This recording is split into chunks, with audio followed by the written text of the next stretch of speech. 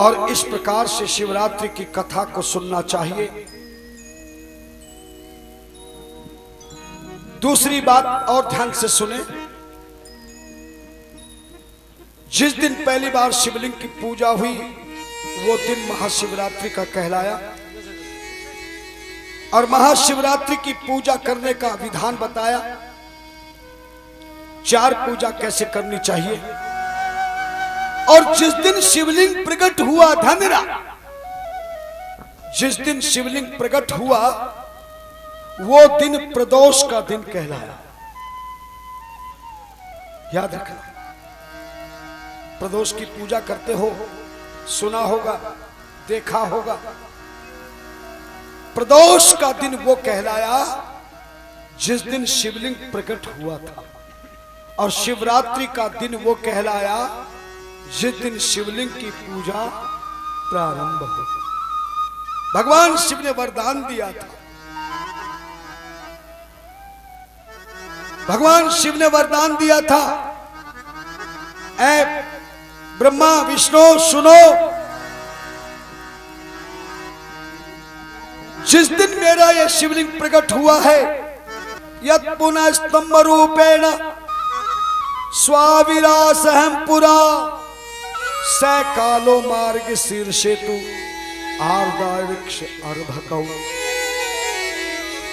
मेरा ये जो स्तंभ रूप शिवलिंग प्रकट हुआ है वो ब्रह्मा के पंचांग के अनुसार मार्ग शीर्ष का महीना होगा, मंगसिर का महीना होगा। कौन सा महीना होगा? मंगसिर का महीना कौन सा होता है? कार्तिक के बाद जो दूसरा महीना लगता है वो कौन सा महीना होता है?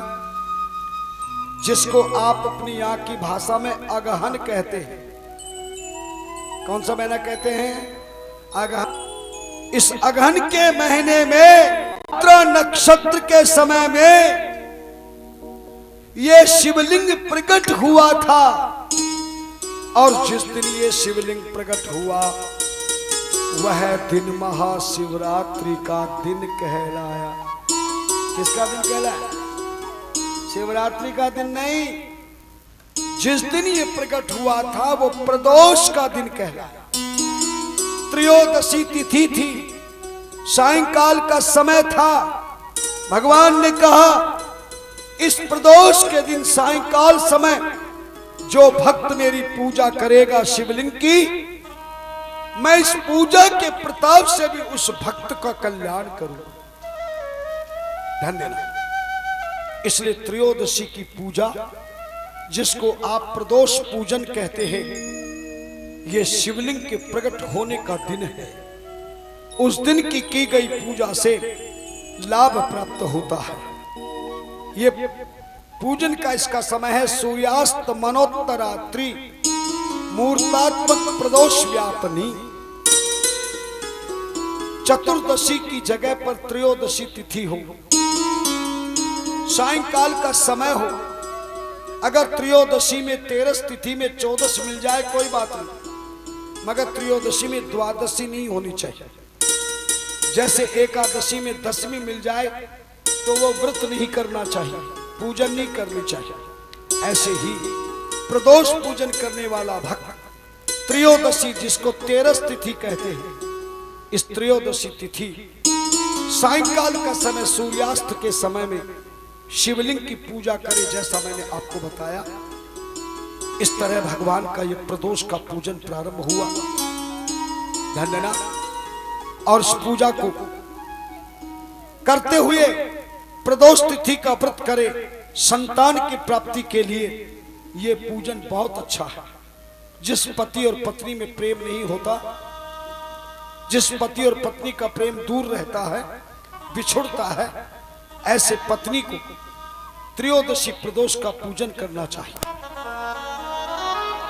जिस भाई भाई में प्रेम नहीं रहता, ऐसे भाई को प्रदोष पूजन करना चाहिए। जिनको संतान नहीं होती है, संतान प्राप्ति के लिए ये पूजन करना चाहिए। धन्यवाद। इस तरह से महाशिवरात्रि का व्रत हुआ, शिवरात्रि का पूजन हुआ और प्रदोष का व्रत और प्रदोष का पूजन हुआ। सूत जी महाराज कहते ऋषियों,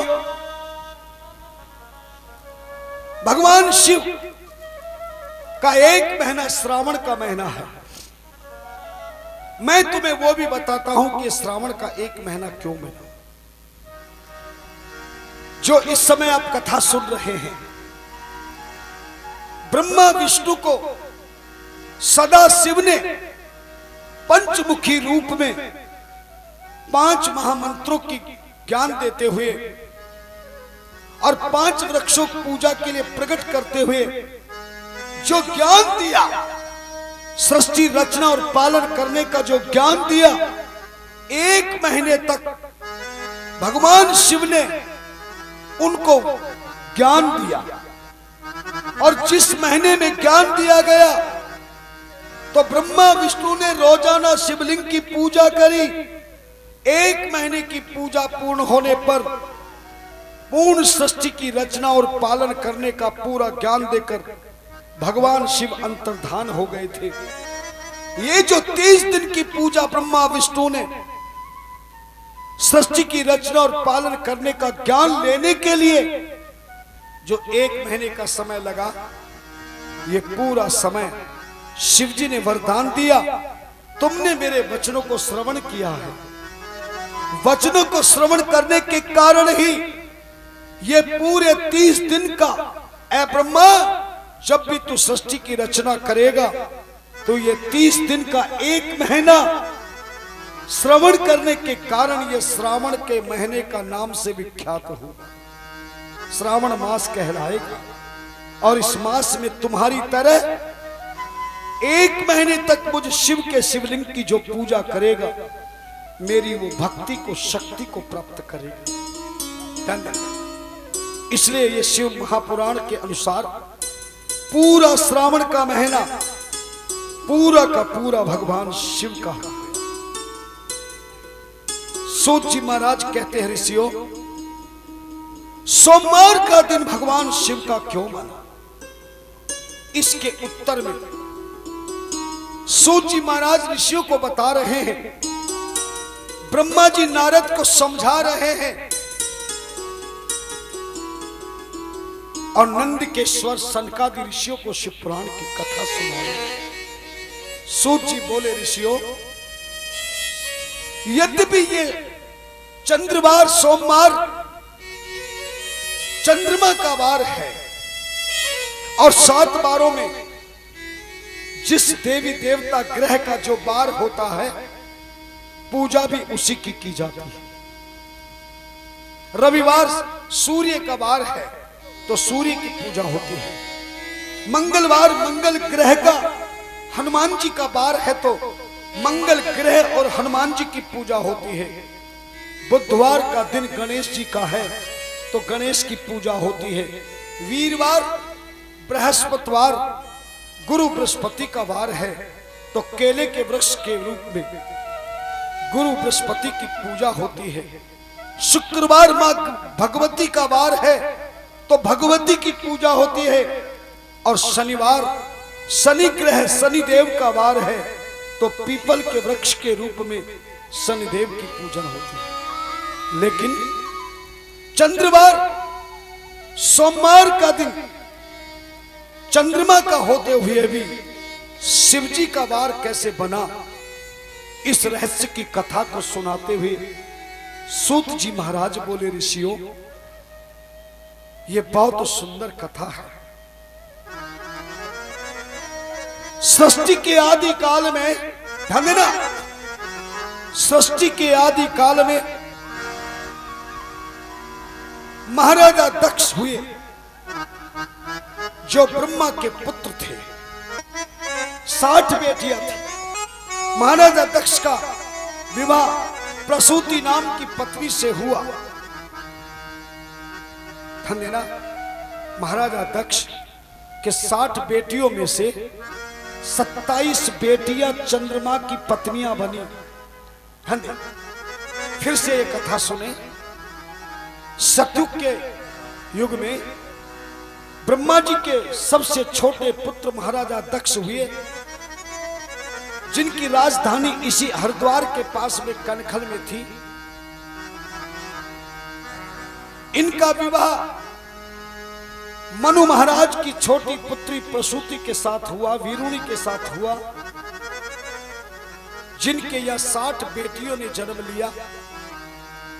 ध्यान देना, आप एक बेटी का जन्म देने में संकोच करते हैं, जबकि महाराजा दक्ष के यह 60 बेटियां हुआ। आज दुर्भाग्य है कि हमारी यह कन्याओं के जन्म से लोग डरते हैं, कन्याओं को गर्भ में मार देते हैं।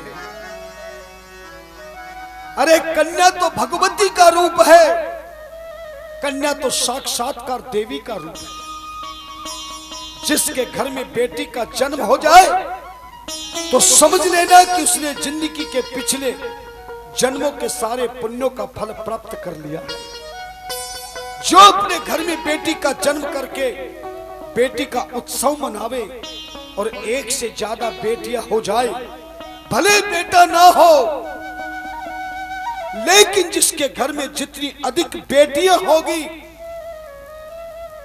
उसके ऊपर उतनी ही भगवान की कृपा हो।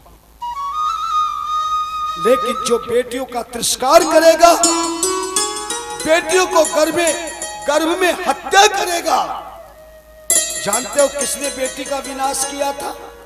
अगर भागवत सुनी हो आपने तो कंस ने वसुदेव के द्वारा नंद बाबा के या पहले जन्मी बेटी को लाकर के देवकी के पास में सुला दिया था जेल में। पहरेदारों से पता चलकर चला तो कंस ने उस बेटी का पांव पकड़ के मारने की कोशिश की थी, भागवत में सुना होगा। जो ही बेटी को मारने लगा कंस, वो हाथ से छूट गई और आकाश में चली गई। आज भी वो जिंदा है, पर वो जिंदा बेटी के रूप में नहीं, वो बेटियों की हत्या करने वालों को सजा देने के रूप में है, जिसका नाम है बिजली, जो आकाश में कड़कती है, चमकती है। ठंडना उस बेटी ने श्राप दिया कंस, कोई भी युग हो, सतयुग हो या त्रेता या द्वापर या कलयुग, जो माता पिता, जो समाज के लोग बेटियों की हत्या करेंगे, मैं उनके घर को कलंकित करूंगी। लेकिन जो घर में, जिस घर में बेटियों का सम्मान होगा, जिस घर में नारियों का सम्मान होगा, यह साक्षात्कार भगवती रूपा है। कोई मातृ शक्ति है, कोई भगनी शक्ति है, कोई सुता शक्ति है, कोई बहन है, कोई बेटी है, कोई मां है। लेकिन किसी भी रूप में हमारे साथ है तो हमारी शक्ति का रूप है। एक बात बताओ, बेटियां न होगी तो मां कौन बनेगी? बहन कौन बनेगी? चाची कौन बनेगी? ताई कौन बनेगी? बहन कौन बनेगी? बेटी कौन बनेगी? आज हमारी बुद्धि खराब हो गई है, बेटियों की संख्या घटती जा रही है। बेटों के चक्कर में जन्म देने वाली मां को भगा दिया जाता है, होने वाली बेटी को मार दिया जाता है। ऐसा करना घोर पाप है। महाराजा दक्ष के या तो 60 बेटियों ने जन्म लिया।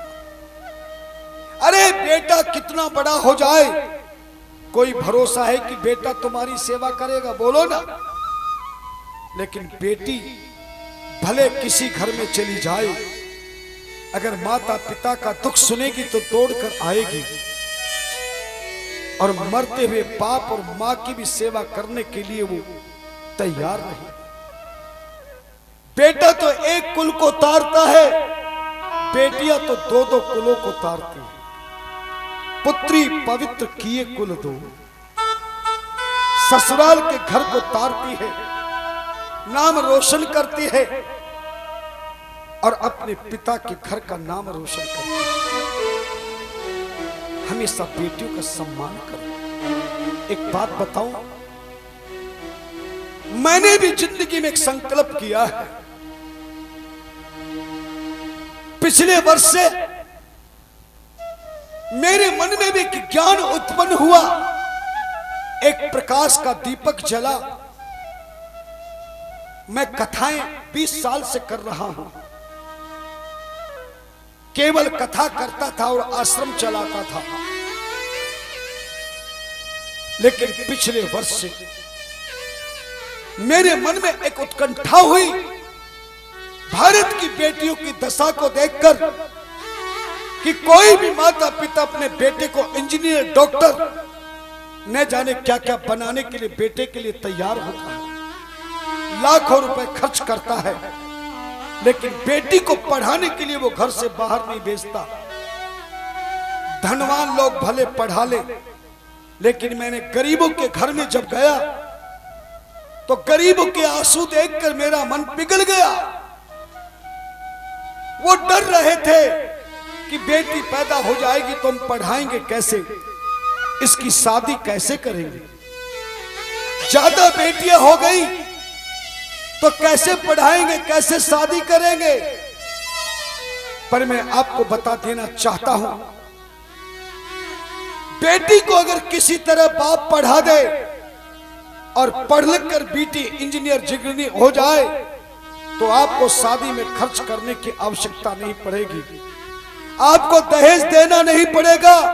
एक गरीब की बेटी डॉक्टर, इंजीनियर, वकील, सीए अगर बनकर तैयार हो जाए तो अच्छे से अच्छा पढ़ा लिखा व्यक्ति उसे अपनी धर्म पत्नी, जाति का, समाज का बनाएगा और बिना दहेज के तुम्हारे घर से बेटी को मांग कर लेगा, तुम्हारा आशीर्वाद प्राप्त करेगा। बस यही ज्ञान मुझे आया। पिछले वर्ष मैंने अपने स्टाफ को कह दिया कि आज से मेरी कथा जहां भी होगी, ये कथा मेरे लिए नहीं, ये कथा आश्रम के लिए नहीं।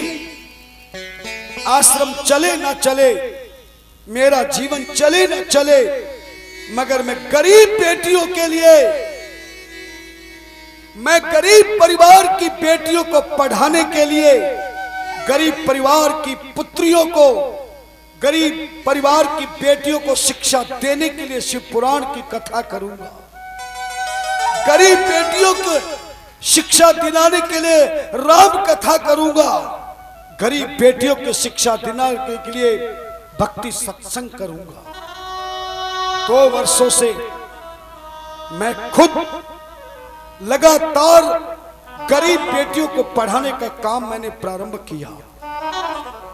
आपने अखबार में सुना होगा, पढ़ा होगा, पिछले वर्ष 51 बेटियों को स्कूल में, अच्छे स्कूल में, ये नहीं कि गरीब बेटी है तो सरकारी स्कूल में या फ्री वाले स्कूल में भर्ती कराया। बेटी ने जैसा चाहा, बेटी के माँ बाप ने कहा मेरी बेटी इस विद्यालय में पढ़ना चाहती है, मैंने उसी स्कूल में उसको दाखिला दिलाया। पिछले वर्ष 51 बेटियों से शुरू किया था, इस वर्ष 270 बेटियों को मैं पढ़ा रहा हूं। और ऐसा नहीं कि मैं केवल जहां रहता हूं वहां की बेटियों को पढ़ा रहा हूं, ऐसा नहीं।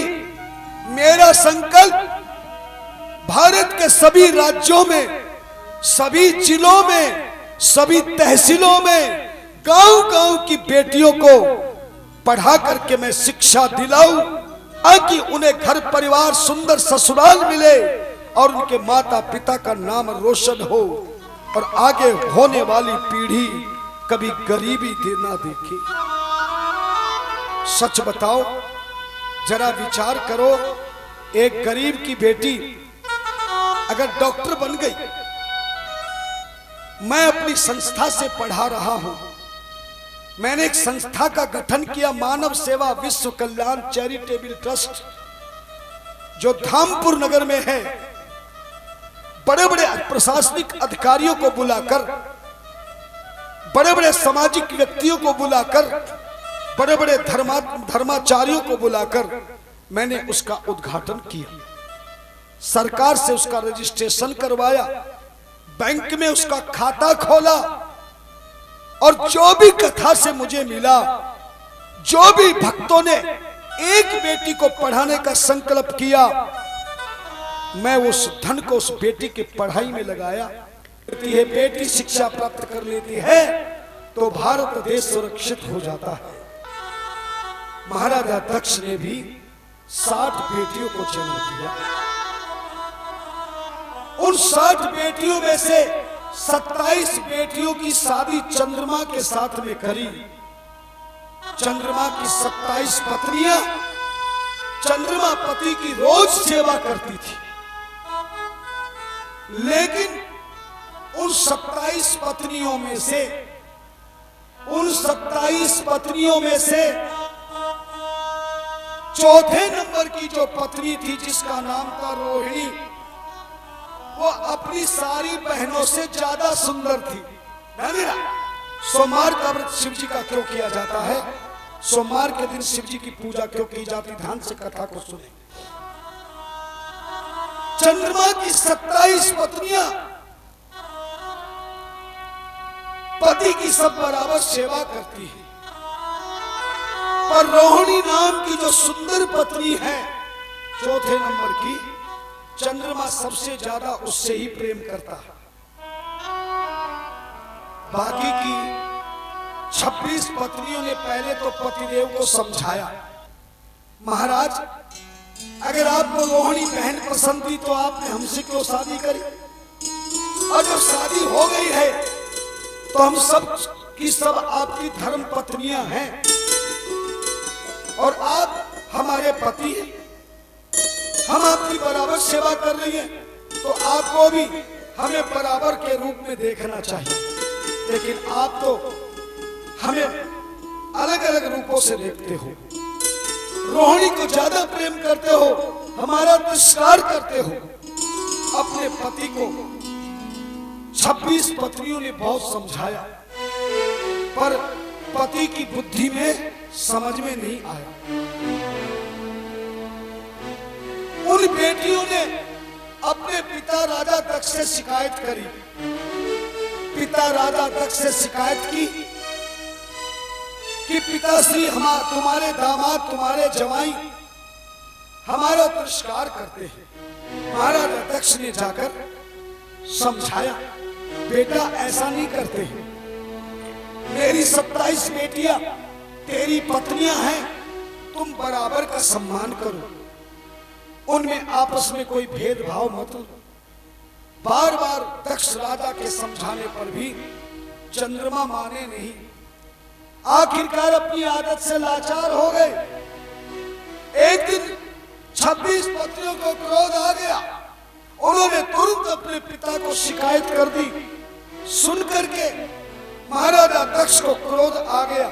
क्रोध में आकर महाराजा दक्ष ने आते ही चंद्रमा को श्राप दे दिया, ऐ चंद्रमा, तुझे बार बार कहने पर भी तू हमारी बात का पालन नहीं कर रहा है, हमारे वचनों का पालन नहीं कर रहा है, तूने हमारे वचनों का तिरस्कार किया है, तुमने अपनी धर्म पत्नियों का तिरस्कार किया है, इसलिए मैं तुझे श्राप देता हूं। शायद तू अपने रूप लावण्य में अभिमानी हो गया है, जा मैं तुझे श्राप देता हूं, तेरा शरीर पीलिया रोगी हो जाए। किसका रोगी हो जाए? क्षय रोगी, पीलिया का रोगी हो जाए, तेरा शरीर काला पड़ जाए। और राजा दक्ष श्राप देकर चले गए। महाराजा दक्ष के द्वारा जैसे ही चंद्रमा को श्राप दिया गया, उसी समय चंद्रमा रोग से ग्रसित हो गया, पीलिया रोग लग गया, सारा शरीर सूखकर काला हो गया और चंद्रमा धड़ाम से गोदावरी नदी के किनारे पर गिर पड़ा। जैसे ही अपने पति को रोग से ग्रसित देखा, अब वो पत्नियां घबरा गई। कहा कि हमें मालूम नहीं था कि पिता इतने क्रोध में हमारे पति को श्राप दे देंगे, हमने तो पिता को समझाने के लिए बुलाया था।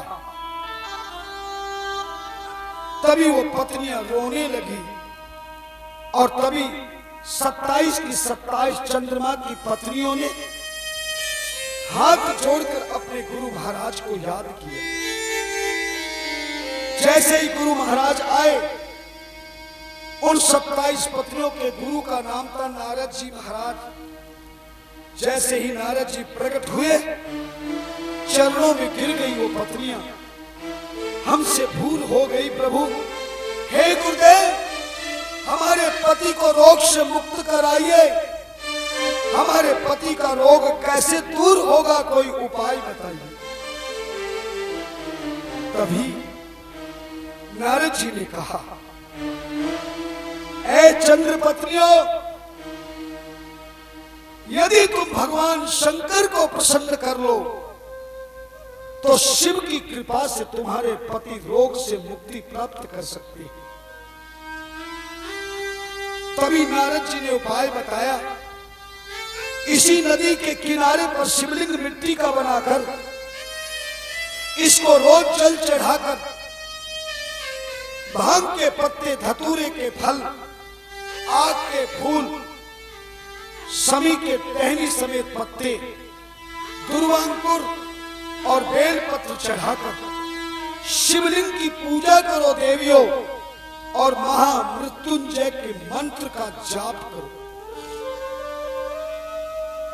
भगवान शिव की तुम पर बड़ी कृपा होगी। तभी